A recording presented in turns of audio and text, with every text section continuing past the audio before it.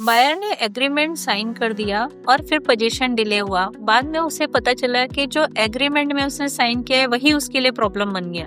आज के रेरा इन 60 सेकंड्स में हम बात करेंगे कि बायर ने फ्लैट एग्रीमेंट साइन करने से पहले किन क्लॉजेस को ध्यान से पढ़ना चाहिए, अदरवाइज ये उसके लिए फ्यूचर में प्रॉब्लम हो सकते हैं।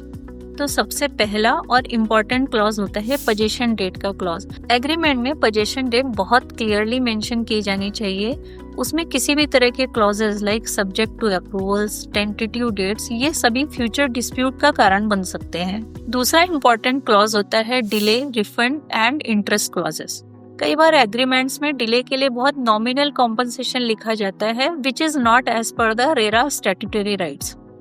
तीसरा क्लॉज होता है force majeure clause.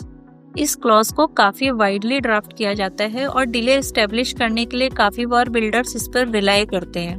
But buyer को यहाँ ये समझना बहुत जरूरी है कि हर डिले फोर्स मेजर नहीं होता। अब हम बात करते हैं सबसे इम्पोर्टेंट क्लॉज की, जो कि काफी बार इग्नोर कर दिया जाता है। इसमें लिखा होता है changes in plan and amenities. RERA law के अकॉर्डिंग मेजर चेंजेस जैसे कि फ्लैट के एरिया में कोई भी चेंजेस, लेआउट प्लान, एमिनिटीज, इन सब में अगर बिल्डर किसी भी तरह के चेंज करना चाहता है तो उसे बायर्स का कंसेंट लेना बहुत जरूरी होता है। इसीलिए हम शॉर्ट में कह सकते हैं कि एग्रीमेंट फॉर सेल सिर्फ एक डॉक्यूमेंट नहीं है, ये बायर के लीगल राइट का ब्लूप्रिंट है।